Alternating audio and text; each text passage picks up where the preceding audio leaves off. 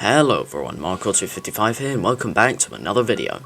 Pikmin has become one of my all-time favourite video game franchises this year, being short but immensely satisfying experiences I can play constantly without getting bored, unless you're Pikmin 2. One of the most important things a Pikmin game needs to be enjoyable and fun to explore is good area design, and they all succeed in making easily recognisable areas which I can never forget the layouts of. However, not all areas are created equally, so I replayed every Pikmin game to figure out what area has the absolute best design out of all the games. These areas are ranked in terms of how memorable the designs are, how fun they are to explore, and any other things to the areas I want to mention.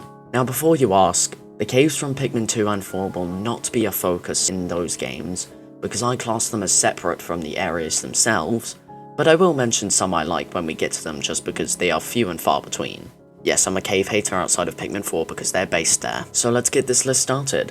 Here is every Pikmin area ranked. Sub, please, I barely do anything. Final battle! Whilst I don't think any of these areas are badly designed per se, the final trial from Pikmin 1 is basically just a glorified boss arena. However, and you'll be seeing me say this about every other area in Pikmin 1, the atmosphere is on point. You unlock this area when you get every other ship part in the game, so you feel super confident and excited, but the music makes everything feel surprisingly unsettling, being overly charming to the point of freaking me out.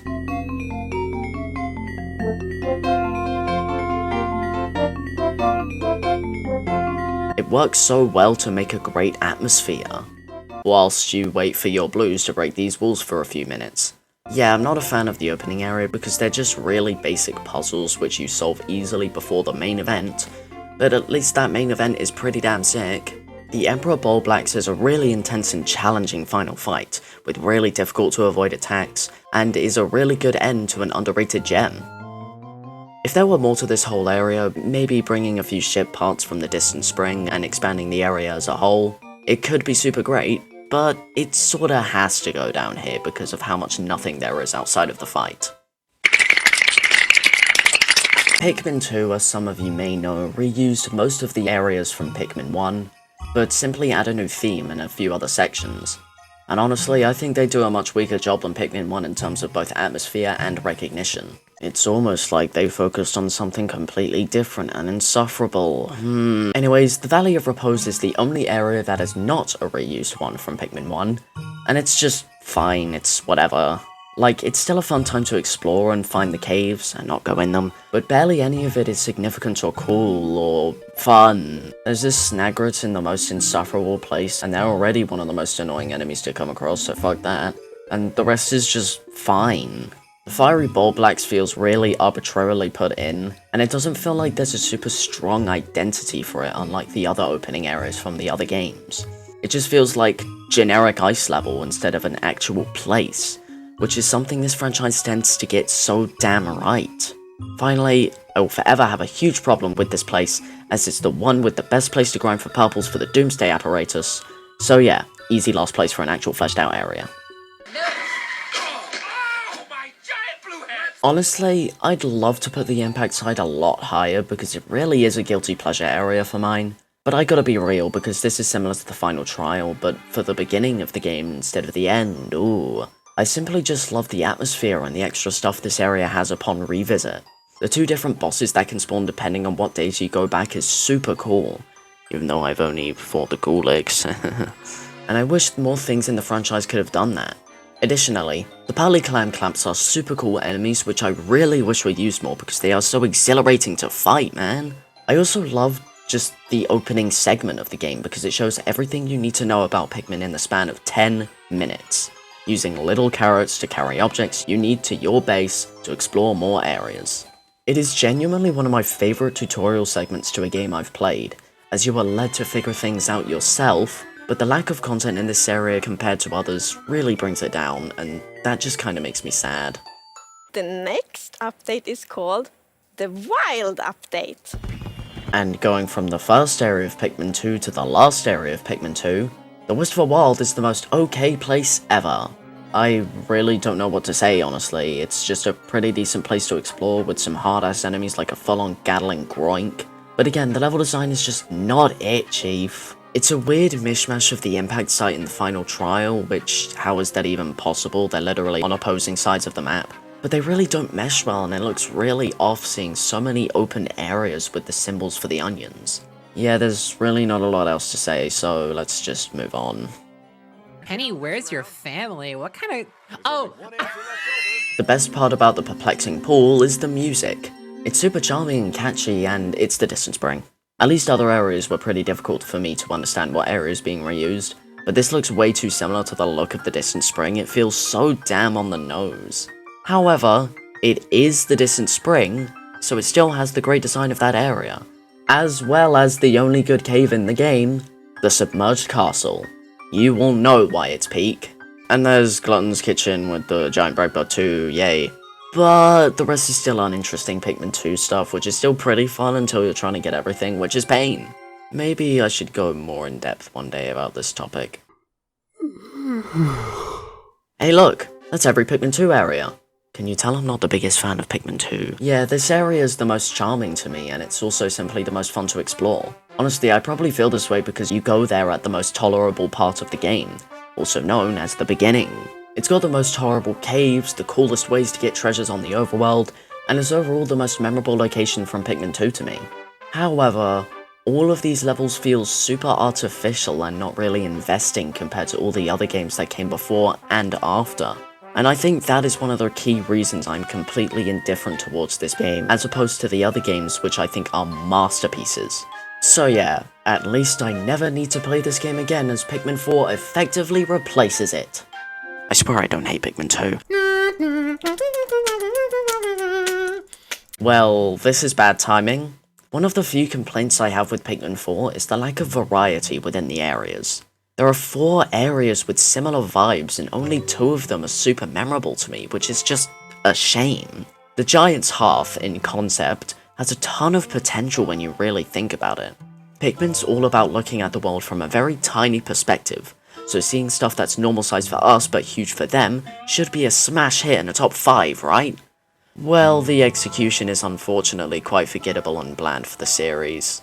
I never remember anything in this place until I'm watching a clip of the area and I'm like, oh yeah, that place. It was fine, I guess. The potential is there, the execution is not, and that's simply a damn shame. This doesn't look like Forest. Whilst there is nothing inherently wrong with the Forest Navel, I just think the environment and vibe just simply isn't for me. The atmosphere is dark and dingy, which is unlike any other area in the franchise, with unique music unlike any other as well to give an unforgettable feel to an area. I really hated the music at first, but it slowly started to grow on me with time. The place also does not hold back with its enemies in danger, showing so many fiery blowhogs and wollyhops down your gullet, alongside the pain the beady longlegs can give you. The placements of the ship parts are pretty good and fun to collect too, so what's wrong with this level if it's this low? Not really anything. I just prefer everything else because it simply appeals to me a lot more, because I really don't like the look of this place in the game. Can you guess what aesthetic they doubled down for Pikmin 2 then? Hey, so I don't know what the funny thing for this one could be, so it's just Blossoming Arcadia, alright? Just remember that, right? I hope you have a good day. Like and subscribe and all, that's funny. Can I just talk about how beautiful Pikmin 4 is? I never could have expected how goddamn amazing everything looks in this game when actually playing it. And whilst this area isn't the most beautiful, it has a wonderful aesthetic with all the cherry blossoms around the place. However, I really don't think it's different enough to be classed as a brand new theme. It's still a fun area to explore, but it's quite small and the music is kind of forgettable. None of the caves are that interesting either, at least the Giant's Hearth had the one with the mana legs. I guess the Kingdom of Beasts is slightly interesting, but it's really just a beta cabin for a king. Even in the peak of fiction, Olimar's Shipwreck Tale, it's the most forgettable area of that mode, like, come on. If you couldn't tell at this point with the fact that the worst area of this game is at number 11, I am quite the Pikmin 3 stan. It is my absolute favourite to replay, and the level design plays a big part in that. However, I am somewhat indifferent towards the distant Tundra. Don't get me wrong, it's still a super duper ultra omega fun area to explore. It just simply doesn't give me as much serotonin as the other areas. Plus, I don't think the theming is as strong as the other areas too. At least the boss of this area, the Behemoth Phosmat, is one of the better ones out of a slew of bangers. You can straight up beat it before turning on the big light as I did on a previous playthrough. I think the fact that there's only one boss here also makes it a lot less memorable than the others with 2. I think my mind just assumes that most areas have 2, to be honest, because I forgot that the Tropical Wilds only has 1, what the fuck. Overall, a very good area which is simply not as good as the other ones later on. Primordial Cube. What's the Primordial Thicket does technically have original theming, with it being super old and weathered down. It really doesn't feel like that, honestly. Like, I can tell that it is a completely different area from the blossoming Arcadia, for example, but playing it really doesn't feel too different from the others mentioned before, and one soon after this one. I do really like the enemies around here though, and the choice of encouraging bites and wings to be used here is great. At least it's abundantly clear that Nintendo wanted to show the potential for Icemen, because they are even useful here to freeze the mud. Also, this place has the Cavern for a King and all, that's kind of important, you know. The Ancient Psyhound's an incredible final boss and all, yeah. Also, the night missions get the most fun here because they're actually sorta challenging. A pretty decent final area, all things considered, but just never the area I think about immediately when thinking about this game. Drown yourself in the digital lake! Here we go, now we get to the bangers. The Distant Spring is basically the opposite of the Forest Navel, and I love it all. The music is super atmospheric and interesting, definitely one of the most relaxing tracks in the franchise. The environment is beautiful, with half of it being submerged in water, and the rest being super jagged and man-made-esque, if that's a saying. I feel like I should absolutely despise the difficulty here due to the sheer amount of bull bears and puffy blowhogs, but the amount of bomb rocks you can get to deal with them makes it so much more tolerable. I also just love exploring this area to see all the extra details they added into the place, like this really strange egg-looking thing, like, what's its deal?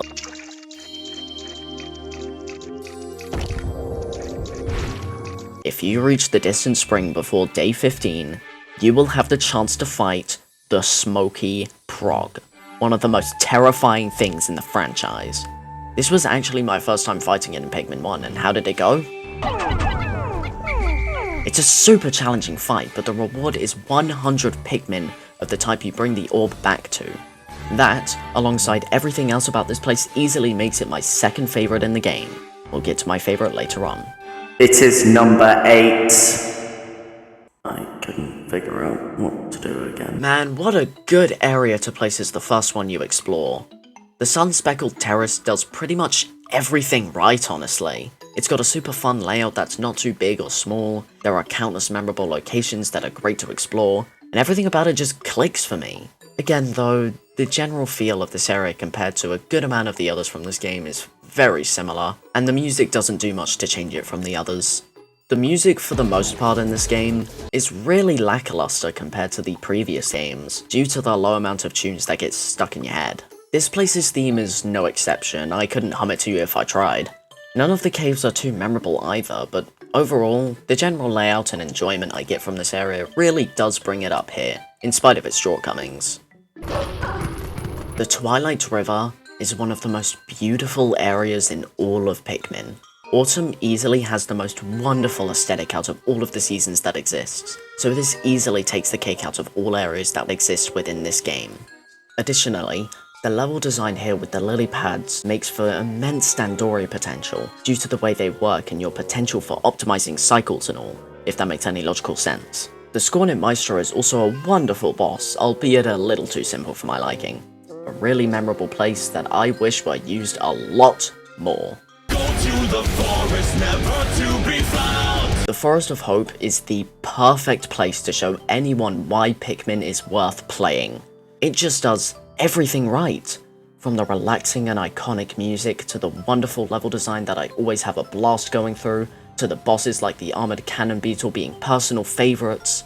The 3 Snagrets can go suck a foolish fruit though. Yeah, this is one of my favourite opening areas to a game I've ever experienced. The vibes are through the roof. Pikmin 1 just excels at the vibes you feel at each area, it is insane. And the Forest of Hope is the best example of that in full force. Now, how about a stage where you drive through a suburban home? When I saw Hero's Hideaway in the showcase of this game at that Nintendo Direct, I knew that level would be super interesting, and it did not disappoint in the slightest. They really put their all into making this area feel like an actual home, and it is wonderful. Traveling across the kitchen side, the sofa, the bottom of the stairs never gets old because of how unique this area is to all the rest. Seriously, why couldn't the other areas of this game have so much charm and creativity as this one area? This is the one shown in all the marketing for a reason. Oh well, I guess I'm glad that we got this area in the first place, as it's honestly worth the 60 quid this game is worth. Even the music of this place is memorable and catchy, like, come on! Redoing the opening section of the game in Almost Shipwreck Tale was a little strange though. Wilds! Now I know that throughout this video I've been complaining about similar looking and feeling areas, and I'm placing the two most similar ones in Pikmin 3 at the top, but can you really blame me? They easily have some of the best level design out of any Pikmin area, and are a joy to explore on any playthrough. Of the two areas, I think the Tropical Wilds is a little weaker. The Sand-Belching Meerslug is definitely a top 3 boss in the game, and is most likely a top 10 boss in the series, due to how fun it is to throw bomb rocks and escaping more when it creates the Sarlacc pit. I also love the environment and every other place you can come across. It all feels so natural and falls into place perfectly. Outside of the random areas that are just there and are kind of small sections which hold one fruit and aren't really authentic. Like, if they figured out a way to keep these areas not tied to loading zones, that would have been so damn cool. I get it with the cave areas like this one with the Medusal Slurker holding a juicy gaggle, but the others aren't really too memorable. Everything else is pure Pikmin bliss, at least. Like this area with Wollyhops and a peckish aristocrat blocking your way to the only slapstick crescent in the game. I swear, if someone watching this video who doesn't know jack shit about Pikmin, they're gonna be so damn confused at the words I'm saying. This doesn't look like Forest of Hope. Yep. The Garden of Hope, the area you start the game in, really is the best full-on area in Pikmin 3. It simply does absolutely everything right. From the similarities to the Forest of Hope in those opening areas, to an exhilarating first day if you try to defeat the armored Mordad and continue to the next area, and I can never get the damn fire-breathing feast on this day, look how close I was this time, to the peak of Min with this.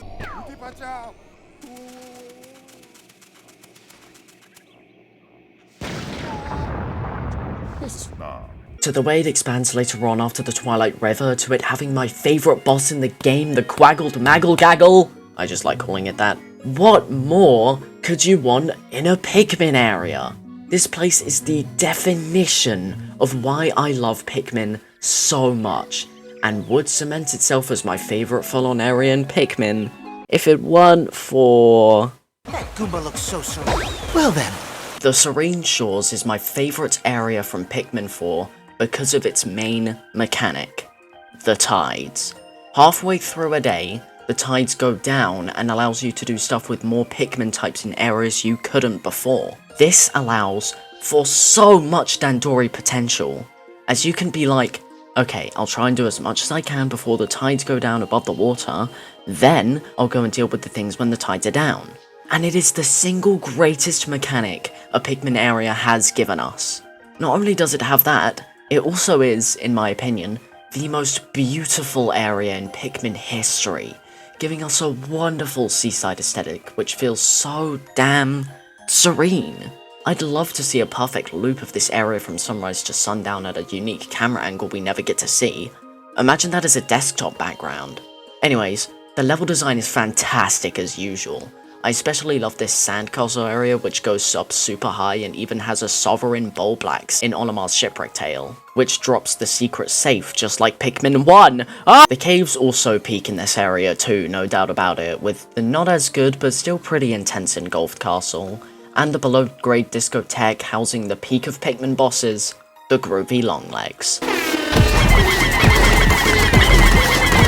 I really do think that Serene Shores is not only Pikmin at its finest, but Nintendo at its finest, making something unique unlike anything else and delivering one of the most quality products you will ever experience. However, you can still see this as number 2. So what is my favourite? Well, if you've been paying attention, I've been saying full-on area instead of just area. Why? Well...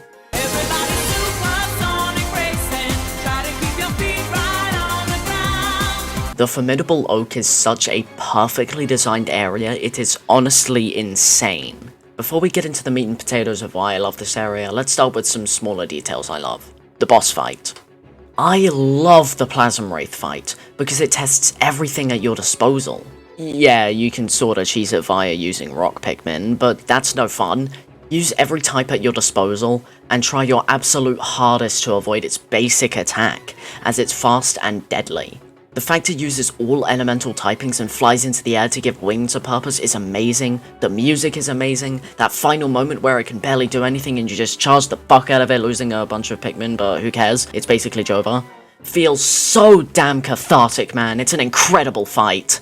I applaud the fuck out of people who can no-death this fight, it is insane. It's an incredible ending to one of the best games Nintendo's ever developed. However, that alone would not make it number one. The main reason it's at the top is for the mysterious Lifeform section.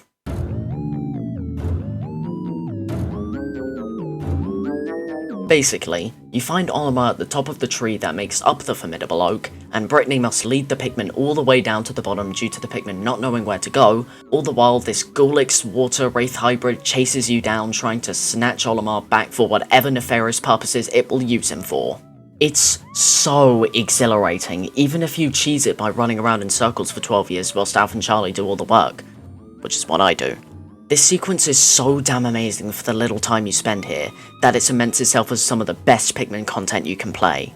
Realistically, I do think I prefer a good amount of other areas I've talked about in length beforehand, but I can't deny how wonderful of a sequence this section is, and how much potential it had to return in some form for Pikmin 4. Like, imagine something like this where Ochis takes care of Louie, for example, and you gotta do something similar whilst keeping away from the ancient Sire Hound or something. Obviously, I don't really care all too much that this didn't happen, but that concept is so damn cool, right? All we can do is hope for DLC to release for Pikmin 4 so we can get pure Pikmin bliss like the formidable oak, which cements itself as, in my opinion, the best Pikmin area. So yeah, that's basically been my hyperfixation for the last 4 months. I seriously can't get over how amazing this franchise is, and how many people need to experience it ASAP so I can talk about it more. It does seem like it's finally getting the attention it deserves now at least, due to every important game being available on the Switch now. So what are you waiting for? Are you just gonna be content with having listened to a guy who's rambled on about a franchise you've never played for however long the video is? Or are you gonna actually go and play it? The more people who play Pikmin, the better, as more games will be made faster if so. I can only hope we don't wait another decade for the next. Anyways guys, that just about does it for today's video everybody, I really hope you all enjoyed it. And if you like my channel then why not subscribe, click the like button, check out these videos, share with friends and family, check out my Discord server and click the bell, it'll let you be notified when any new videos come out. Anyways guys, I hope you all have a fantastic day and I'll see you guys in the next video. Goodbye.